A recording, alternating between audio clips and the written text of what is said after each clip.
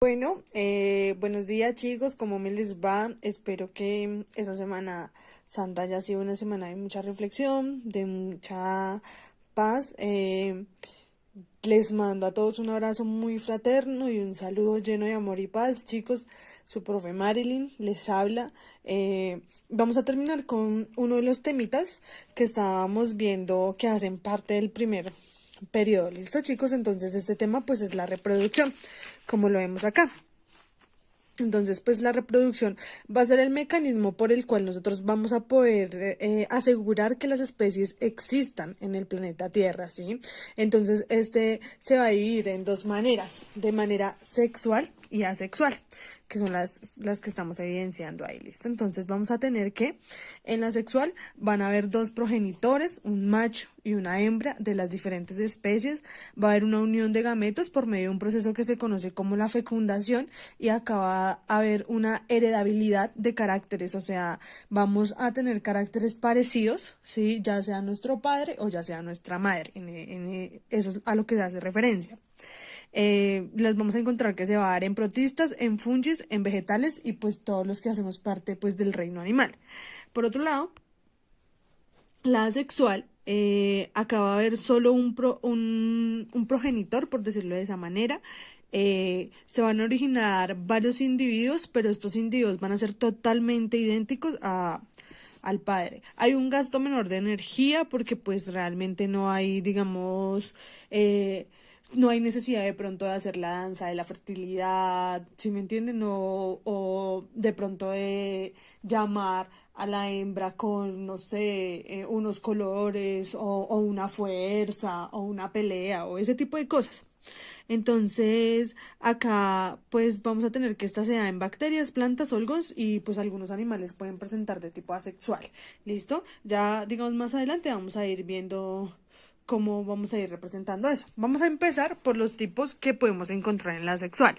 En la sexual, para las bacterias, para toda la parte de los organismos unicelulares, vamos a encontrar que tres tipos de reproducción: la bipartición, esporulación y gemación. Entonces vamos a ver, chicos, por este lado, que la bipartición, ¿sí? Es donde por medio de una célula, ¿sí? Que hace una división en su interior, vamos a obtener dos células hijas totalmente iguales a la madre, ¿sí? Entonces acá es una división de una célula progenitora en dos células hijas. Se da en las bacterias, las arqueobacterias y los paramecios, ¿listo? Entonces, ¿qué va a pasar en la bipartición? ¿Sí? ¿Qué va a pasar en la bipartición, chicos? De que a partir de una célula vamos a obtener dos células hijas, ¿listo? Por este lado tenemos la esporulación. La esporulación básicamente es que en el núcleo, ¿sí? El núcleo se multiplica muchas veces, ¿sí? Se multiplica tanto que llena la célula y la célula abre un orificio y ¡pum! Libera. Entonces ahí es donde se van a generar los hijos. Entonces es la formación de células hijas al tiempo generando núcleos en su interior y luego rompiéndose y liberando sus hijos, ¿sí? Entonces acá está en protistas y en algunos parásitos. Y por último, por este lado tenemos la gemación. ¿Sí? Entonces la gemación básicamente va a hacer que se duplique el núcleo y aquí se vaya formando como un brotecito, como un granito, digamos, en la célula. Y este granito va a crecer y se va a separar y pues va a dar la formación a dos hijas completamente iguales a la información de la mamá. ¿Listo? Entonces, en los animales vamos a encontrar también tres tipos de reproducción asexual, ¿sí? Entonces vamos a encontrar la gemación, la regeneración y la partogénesis.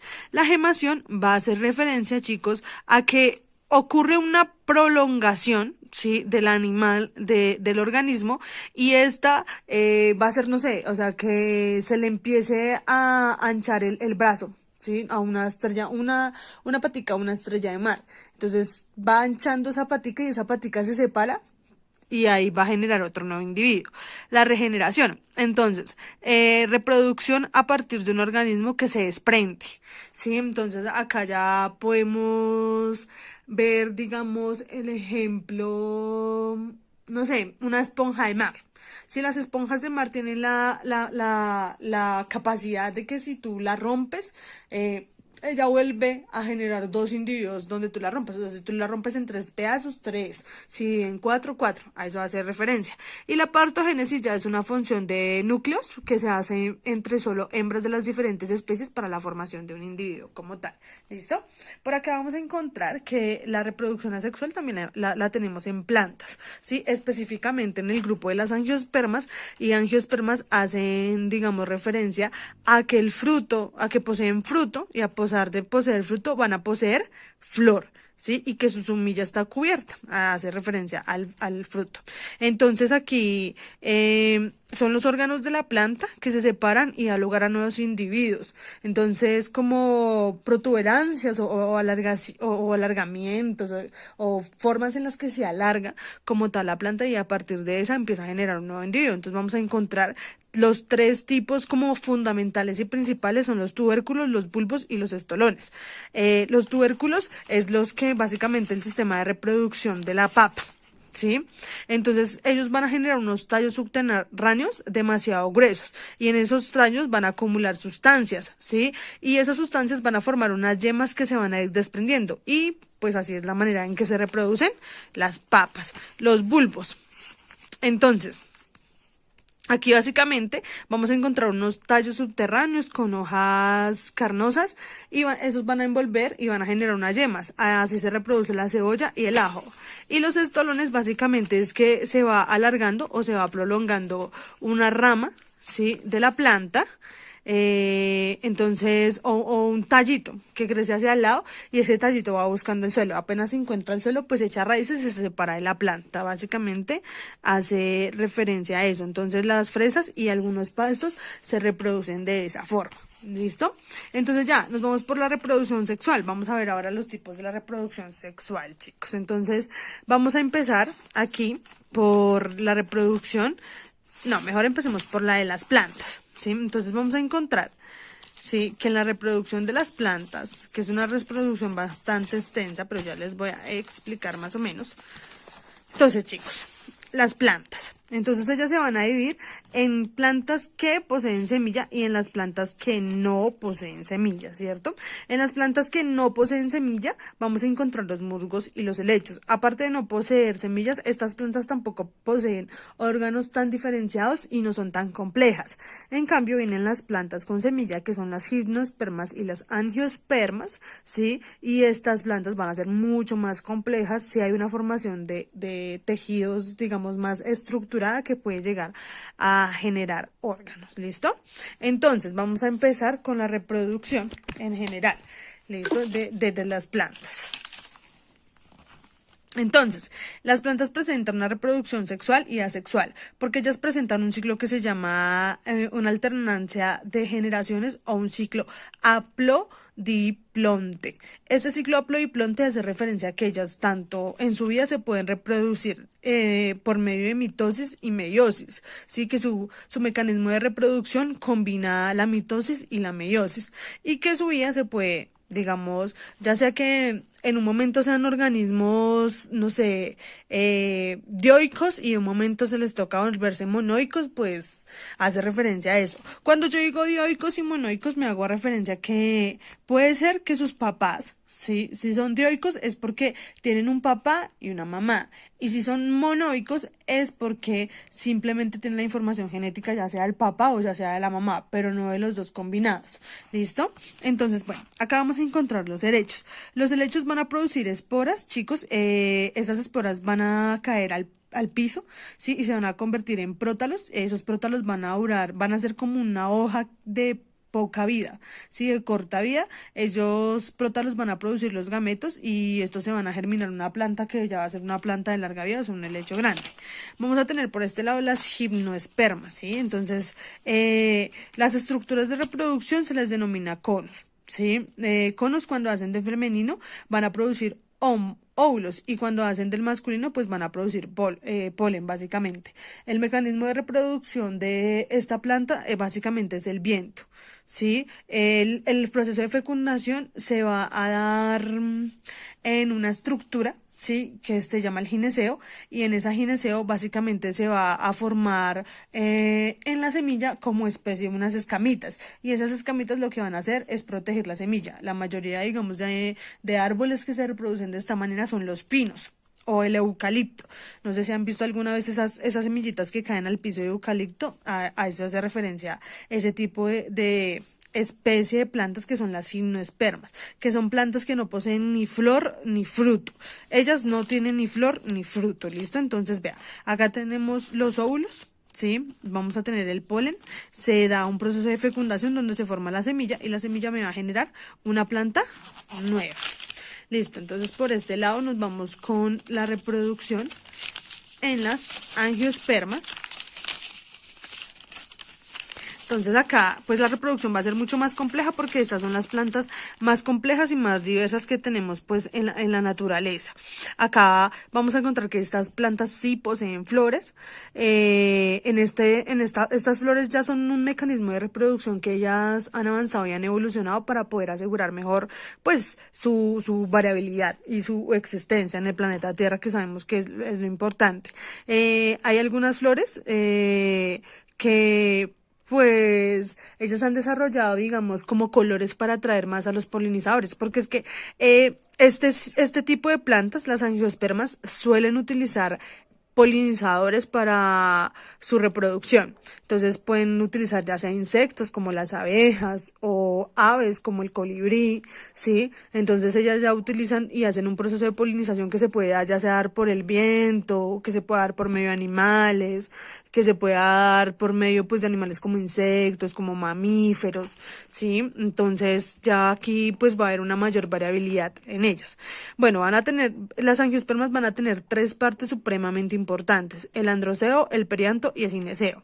El androceo va a ser la parte masculina, ¿sí? Va a estar formada por unas estructuras que se llaman los estambres, y los estambres en la punta, ¿sí? En su punta van a producir y van a tener el polen. Pues en la punta esta punta se va a llamar antera y va a estar sostenida por el filamento. El gineceo ya va a ser la parte femenina de la planta. Acá ella va a estar formada por carpelos. Acá vamos a encontrar tres estructuras principales que son el estigma, el estilo y el ovario. Acá se va a formar básicamente el óvulo, ¿sí? Y se va a dar el proceso de reproducción, se va a dar el proceso de fecundación. Y el perianto, pues ya son un conjunto de estructuras que son florales y rodean los órganos sexuales, o sea, rodean el androceo y el gineceo, y forman como una capa, como un conjunto de pétalos de colores vivos. ¿Para qué? Pues para atraer los polinizadores, ¿listo? Y van a proteger pues los órganos sexuales básicamente de la flor. Bueno, eso ya sería por la parte de plantas, ¿sí? Ahora nos vamos a ir a la parte de animales. Entonces vamos a encontrar que es un proceso que va a constar de varias etapas. Puede ser etapas previas, la conquista, ya sea por las interacciones que se estén dando con los organismos y demás. Aparte de eso, pues va también a depender de cómo se comporten las especies, o sea, de qué tipo de mecanismos o cosas usen para la conquista. Acá pues se van a heredar características tanto del padre como la madre, y van a ser diferentes. Los hijos no van a ser totalmente iguales al padre y a la madre, sino van a generar, digamos, mejores mecanismos de adaptación, que es lo que les permite que cuando un ambiente varíe, pues puedan responder mejor a esas condiciones. Vamos a tener que que se da de la siguiente manera, que puede ser por medio, bueno, va a empezar con lo que se conoce como espermatogénesis y oogénesis, que es la formación del espermatozoide y el óvulo dentro de las gónadas para el espermatozoide del hombre, y el óvulo en el útero para la mujer, en los ovarios, en los ovarios para la mujer, que es donde se empieza a generar el óvulo. Vamos a encontrar dos tipos de fecundación, una externa y una interna. La externa es la que se da por fuera, es decir, por ejemplo, una ranita cuando desova sus huevitos en el agua, llega la rana macho y fecunda los huevitos, pero entonces los huevitos ya han salido de la ranita. A eso se le conoce como una fecundación externa. Y una fecundación interna básicamente es la que hacen de pronto, no sé, los perros, ¿sí? Que tiene que haber un encuentro coitogenital para que se dé el proceso de reproducción. A eso le conoce como una reproducción interna, ¿listo? Y pues vamos a tener ya la formación del cigoto o la formación del feto. Pues vamos a dividirlo pues en los dos grandes grupos, ¿sí? En invertebrados y vertebrados. En invertebrados pues en la mayoría acá son pequeñitos, son muy fértiles, entonces van a tardar poquito tiempo en desarrollarse y pues sus ciclos de vida van a ser muy cortos y aparte van a presentar cambios como los que se conocen de la metamorfosis, ¿sí? Entonces que van a pasar de pronto de larva a pupa y luego al organismo de huevo, larva, ¿sí? Van a poseer un ciclo, ¿sí? Que se va a llamar la metamorfosis, que es el ciclo de desarrollo, digamos, que tienen también las ranas. Volvámoslas a citar, que primero inician como un huevo, luego inician como una larva, luego como una larva como un renacuajo y luego de un renacuajo pasan a ser una rana, que es el organismo final. Y entre todo ese proceso sufren cambios supremamente notorios, como la rana inicia siendo el agua y termina siendo un animal anfibio, que puede estar tanto en el agua como en lo terrestre. ¿Listo? Entonces, los vertebrados. Los vertebrados pues son los que menos hijos producen porque pues la reproducción para ellos es mucho más compleja, es mucho más estructurada, tiene hasta tiempos de reproducción, no se pueden reproducir en todos los momentos, sino como que hay sus espacios de reproducción. ¿Listo? Entonces acá vamos a encontrar el ovíparo. En los tipos de reproducción se van a dividir en ovíparo, ovovivíparo y vivíparo. Ovíparo es cuando la madre ha expulsado el huevo fuera de su cuerpo y este huevo es demasiado rico en vitelo. El vitelo va a servir de alimento para que cuando ese embrión vaya creciendo pues se vaya alimentando él mismo. La mayoría de animales que se reproducen de esta manera pues son todo lo que tienen que ver con aves, ¿no? En general todas las aves.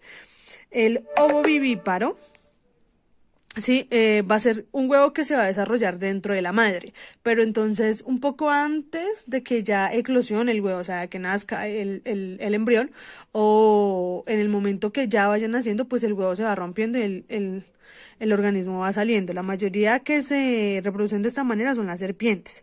Y el vivíparo, pues ya va a suceder dentro de la madre, pero se va a dividir en dos tipos, en placentarios y marsupiales.